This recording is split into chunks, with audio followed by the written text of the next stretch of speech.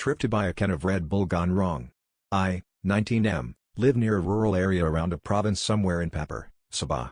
To give you a little context on what happened to me, there are no mental asylums, that I know of, in Papar and or even reports of mental asylum patients going missing in here.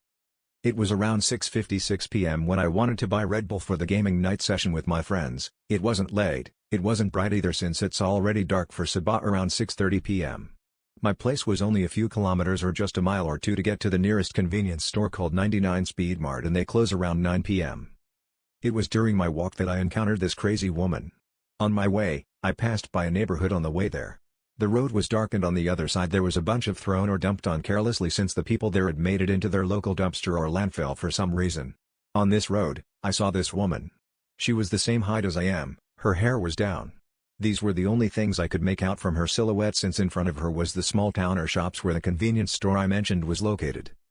She was violently twitching and muttering random words. I was pretty shaken up. But me being an idiot like every fucking horror movie, curiosity got the best of me. I took out my iPhone 6, broke as and my new phone was broken, and began recording via voice memo because I only had 13% left on my battery.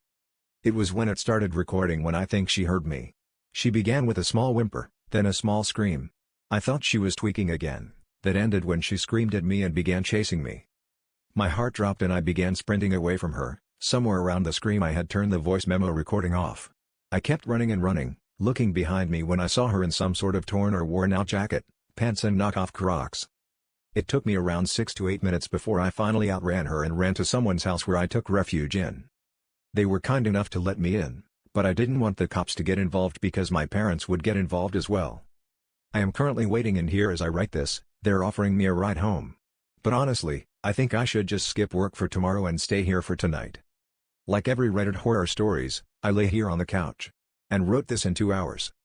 It's 8:22 p.m. as I'm posting this, FML.